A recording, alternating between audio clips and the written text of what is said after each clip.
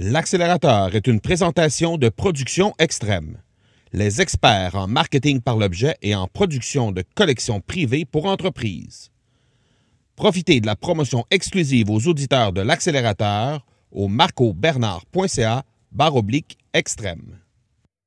Aujourd'hui, on parle branding avec l'entrepreneur et auteur Martin Ducharme. Bienvenue sur l'épisode 005 de l'accélérateur.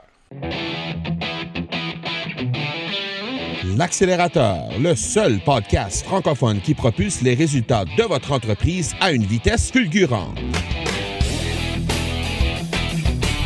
Vous y entendrez des entrevues et des reportages sur l'entrepreneuriat, le social selling et le marketing.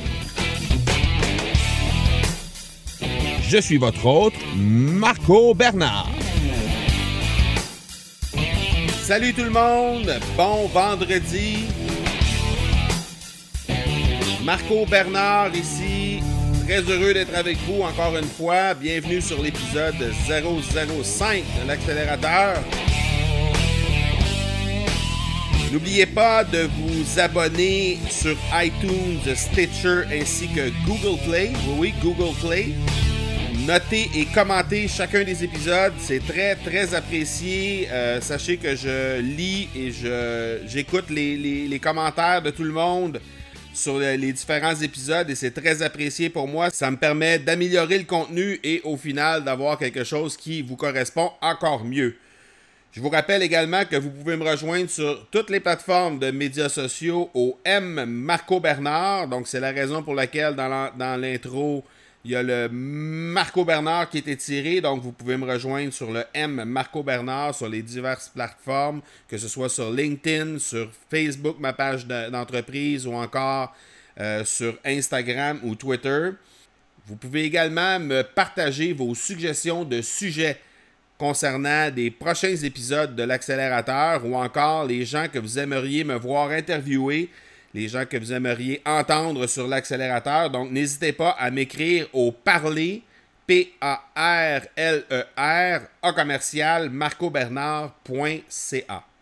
Aujourd'hui, on reçoit Martin Ducharme, co-auteur du livre Le sixième talent qui vient tout juste d'être publié. Martin est également entrepreneur pour l'entreprise Nievo. Il est fondateur et propriétaire de l'entreprise Nievo qui se consacre essentiellement à améliorer le branding des entreprises ici au Québec.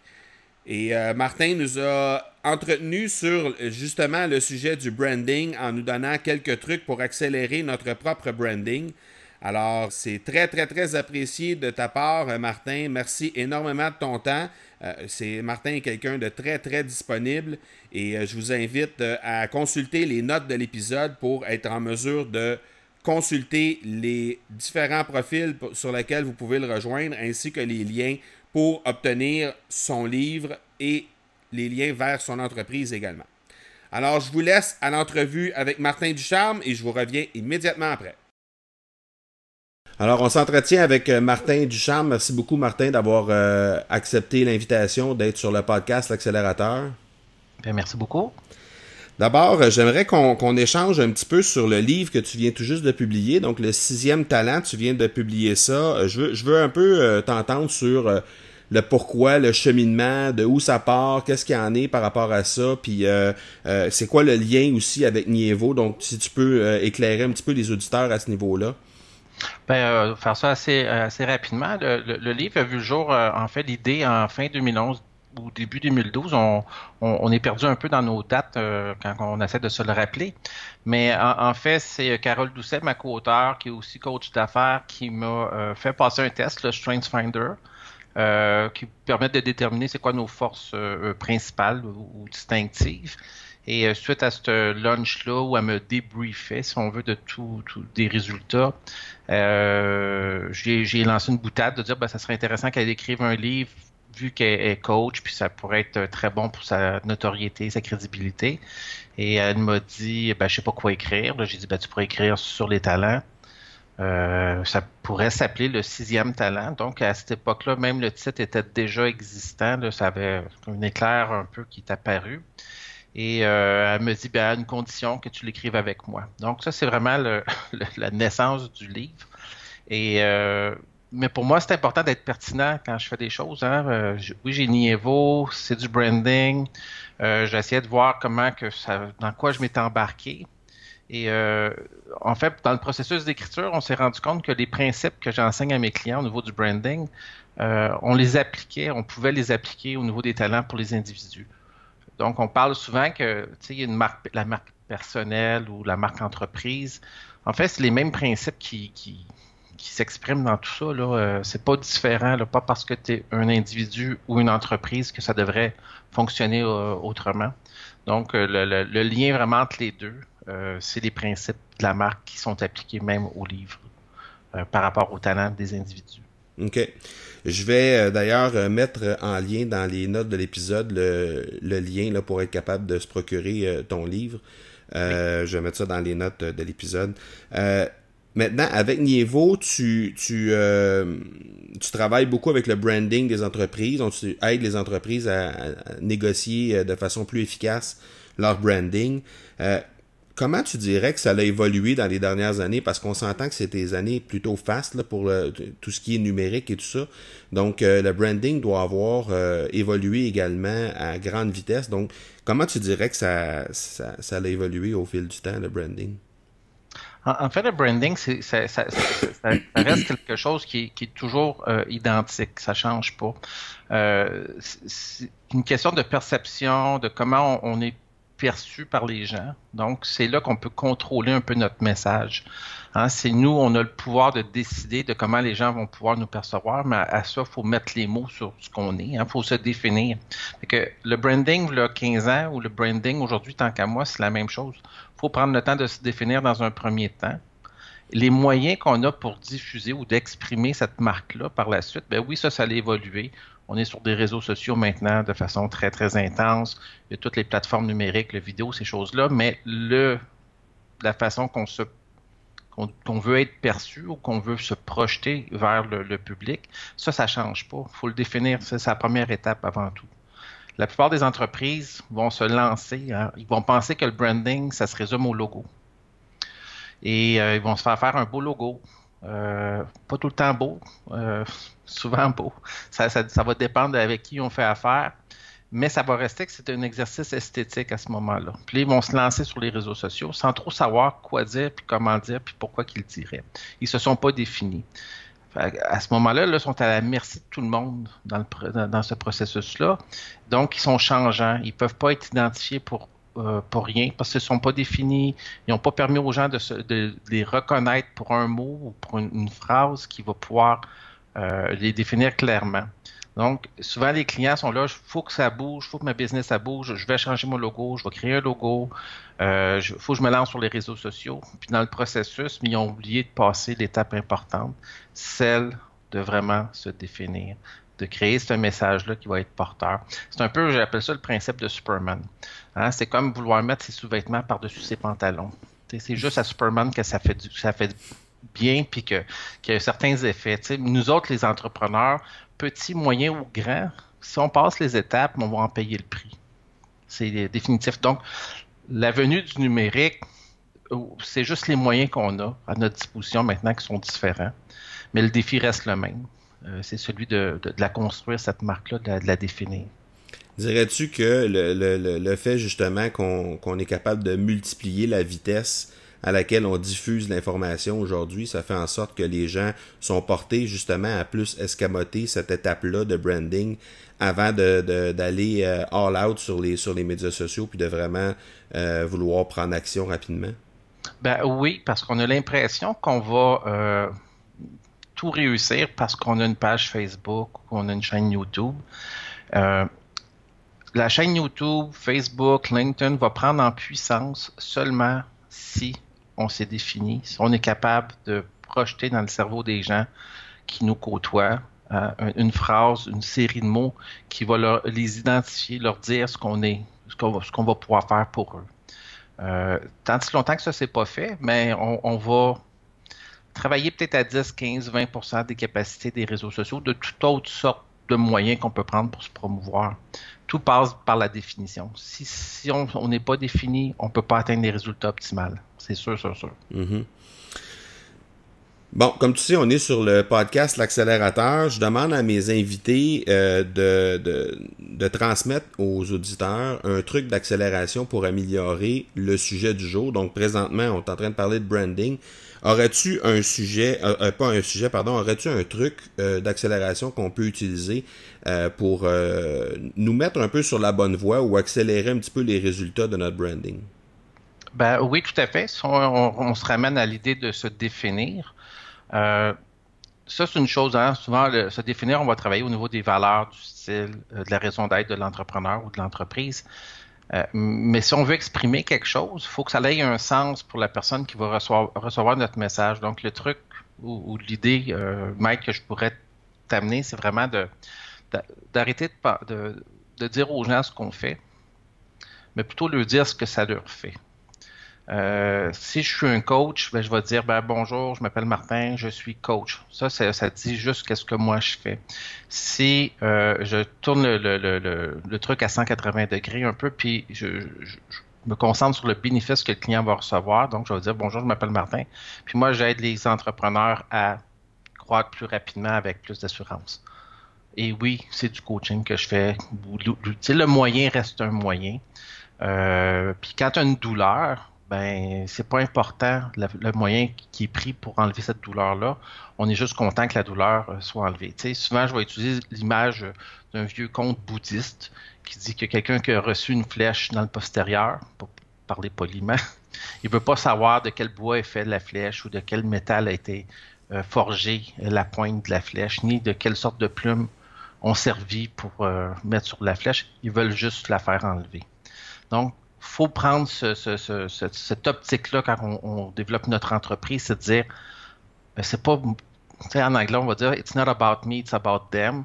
Mais qu'est-ce que ça va leur faire? C'est quoi le bénéfice qu'ils vont en tirer? Donc, ça serait vraiment de changer vraiment la façon qu'on regarde les choses. Ça serait, dans le fond, pour les gens qui nous écoutent, de vraiment se positionner dans la chaise de la personne qui va regarder la marque plutôt que dans leur chaise à eux, là. Oui, tout à fait. Puis c'est le défi le plus grand. C'est pas nécessairement facile. Il faut s'entraîner à le faire. Nous, on connaît 100% de notre domaine d'activité. Hein. On a choisi un métier X ou de monter une entreprise Y. On connaît ça à 100%. Notre client, lui, connaît pas ça à 100%. Donc, puis souvent, on a tendance à dire on va vulgariser un peu ce qu'on fait. On va réduire le niveau de compréhension à 6, 7 sur 10 pour qu'ils comprennent bien. Puis, je pense qu'on devrait descendre vraiment à 2, 3 sur 10 pour s'assurer que le message passe bien. Tu sais, faut arrêter de faire des messages cute. Faut arrêter de vouloir être subtil dans ce qu'on lance comme message à notre clientèle. Le client, il est occupé. Hein? Il souffre d'un déficit d'attention, hein? Il est partout en même temps. Puis c'est pas à cause qu'on amène une petite phrase bien cute, on se trouve bien fier de l'avoir pensé. Hein? Qu'on va marquer des points avec eux, parce qu'on vient de rendre la tâche difficile à notre client. Le but, là, c'est d'éliminer continuellement les éléments soit de confusion, de contradiction. Faut être le plus droit au but, même si on se trouve plate de dire une petite phrase aussi banale que X, Y, Z. Mais si c'est ça qui marque les points, ben c'est ça qu'il faut dire. Parce que sur les réseaux sociaux, quand tu parlais du numérique tantôt, ben c'est la même chose. Si on n'est pas direct dans nos messages, les gens vont passer par-dessus rapidement. Ce qu'on veut, si on veut marquer des points, on veut pas se faire dire qu'on est cute, qu'on est fin, puis qu'on est donc bien original. C'est pas ça qui fait vendre. Ce qui fait vendre, c'est quand le client a compris et ne s'est pas senti niaiseux dans le processus. Exact. On demande je demande à mes invités également outre Nievo là, qui peut nous aider dans notre branding, où prends-tu ton ressourcement, les ressources que tu as?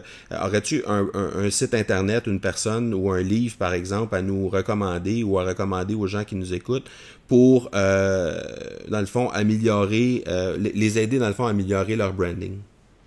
En fait, il y a un vieux livre, on peut classifier ça comme un vieux livre, qui m'avait marqué il y a vraiment plusieurs années, celui de Simon Sinek, Start with Why. Donc ça, c'est peut-être une bonne pièce de départ pour les gens pour changer un peu le focus, hein, du what au why. ou même du Out OY, ça pourrait leur permettre ça, vraiment de faire un shift, vraiment là, de dire OK, là, faut que je change ma façon de penser. Ça m'avait vraiment influencé. J'avais adoré ça. Ben, sinon, je pense qu'un des bons trucs qu'il pourrait avoir, c'est d'observer, tout simplement. De regarder ce que les grandes marques font et pas penser que parce qu'ils sont grands que c'est coûteux, nécessairement. Ce qu'ils font, il y a certaines choses qu'ils font de façon systématique. Si on prend Nike, je la donne souvent comme exemple, cet exemple-là. Nike, on se souvient tous, ou pas mal tout le monde connaît son slogan, ce qui est Just Do It. Mais peu de gens savent c'est quoi le slogan d'Adidas. Et la raison de ça, c'est que Nike, ça fait peut-être 25 ans, 30 ans qu'ils ont le même slogan, le même logo. Donc, ils ont beaucoup de constance dans ce qu'ils font. Ça ne veut pas dire que leurs running shoes sont nettement supérieurs, c'est juste qu'ils ont créé cette image-là, claire, nette, facile à comprendre pour les gens, puis ils ne l'ont pas changé. L'imagerie qui l'accompagne a évolué avec le temps, avec les années. Adidas change son slogan aux 5 ans, aux 3 ans, ou comme ça vient. C'est pour ça que personne ne peut se souvenir du logo d'Adidas, du slogan d'Adidas. Ils vendent quand même des millions, des milliards, là, ces entreprises-là, mais ça serait encore plus performant du côté d'Adidas s'il y avait cet élément de constance-là.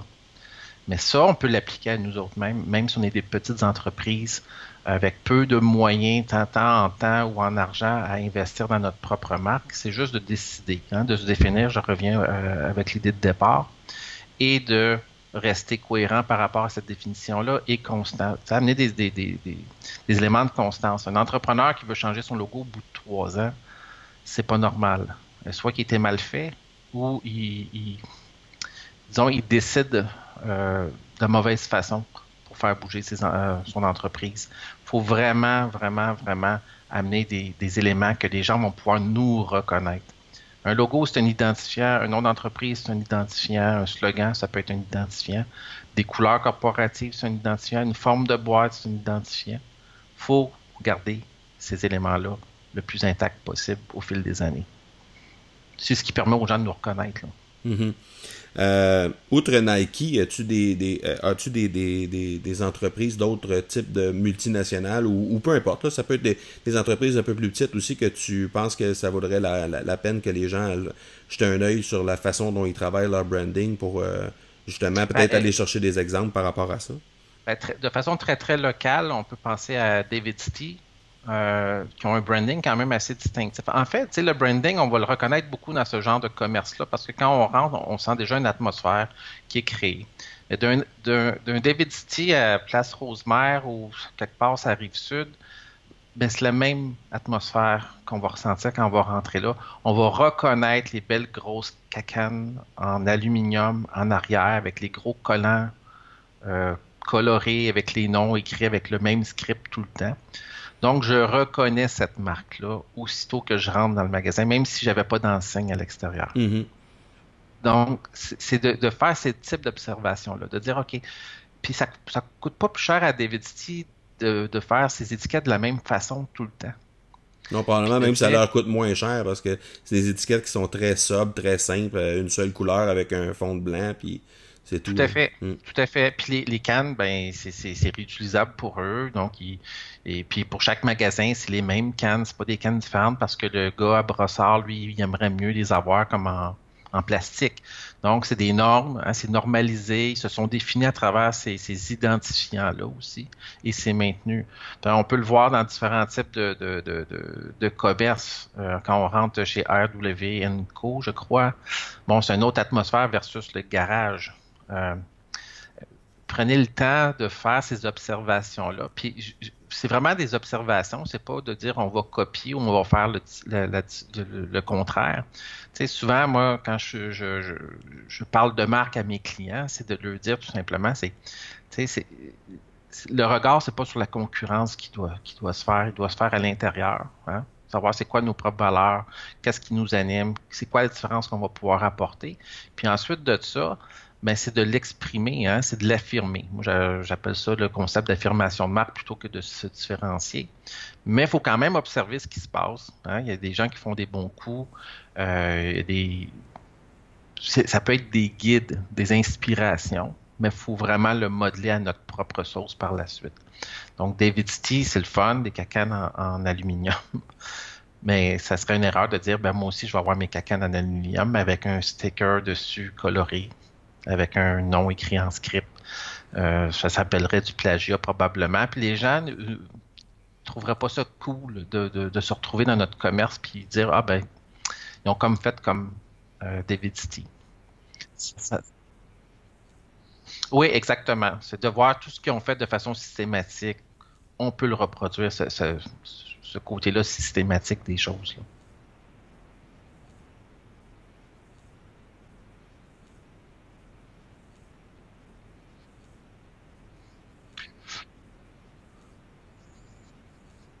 Ben, pour le livre, ce qu'on est en train de préparer, justement cette semaine même, ou la semaine prochaine, il faut que je regarde mon agenda. Ça serait important que je le fasse un peu à l'avance. Mais on commence à faire des lunch and learn. Justement, on en a 2 de prévus chez Desjardins par rapport au livre. Donc, on va aller échanger avec certains groupes chez Desjardins par rapport au talent, par rapport aux livres. S'ils ont des questions, on va leur répondre. Quelque chose de très, très convivial, en fait. Puis on a un 3e groupe qui est en train de se préparer aussi. Donc, ça, on est très, très ouvert. Il y a une seule condition, c'est d'acheter un certain nombre de livres pour pouvoir accéder aux auteurs. Donc, c'est 25 livres et plus. Puis à certaines conditions, on aime beaucoup Wabush, mais pas sûr qu'on irait luncher nécessairement demain matin. Puis pour Nievo, ben, il y a des formations qui sont en train de se mettre en place. Donc, pour l'automne, probablement en septembre, les premières dates vont sortir là, pour vraiment démystifier un petit peu qu'est-ce que c'est la marque pour les entreprises, principalement les entreprises qui veulent se servir de la marque comme propulseur de leur entreprise. C'est là que je vais amener des notions de qu'est-ce que n'est pas une marque, comment construire une marque authentique et comment la rendre performante, cette marque-là. Donc, c'est des formations d'environ 3h, 3h30 là, qui sont en train de se mettre en place. Eh bien, Martin, un gros merci de ta disponibilité. C'est très, très apprécié. Ben, grand plaisir. Ben, merci à toi. Et on se revoit bientôt à la prochaine. Parfait, merci. Merci. Ciao. Ciao. Voilà donc qui conclut cette entrevue avec Martin Ducharme de Nievo. Un gros merci, Martin, de ta disponibilité et des ressources et des conseils que tu nous as livrés concernant le branding de nos entreprises. Les ressources partagées par Martin, donc le livre Start with Why, ainsi que les différentes entreprises qui ont été listées dans l'entrevue avec Martin seront disponibles dans les notes de l'épisode. Donc, n'hésitez pas à aller les consulter. Également, les coordonnées pour rejoindre Martin, que ce soit sur LinkedIn ou Twitter, seront également disponibles dans les notes de l'épisode, de même que les coordonnées pour rejoindre son entreprise Nievo. Voilà qui conclut notre épisode 005 de l'accélérateur. Je vous donne rendez-vous à l'épisode 006 dans quelques jours. Je vous rappelle que l'accélérateur est disponible sur iTunes, Stitcher et Google Play, de même que sur mon site internet, le marcobernard.ca. N'hésitez pas à noter et à commenter chacun des épisodes. Comme je vous ai déjà dit, je lis tous les commentaires et c'est très apprécié. Vous pouvez également me rejoindre au Parler, P-A-R-L-E-R, à commercial, marcobernard.ca. Rendez-vous donc dans l'épisode 006 dans quelques jours. D'ici là, soyez bons, soyez sages et je vous dis ciao!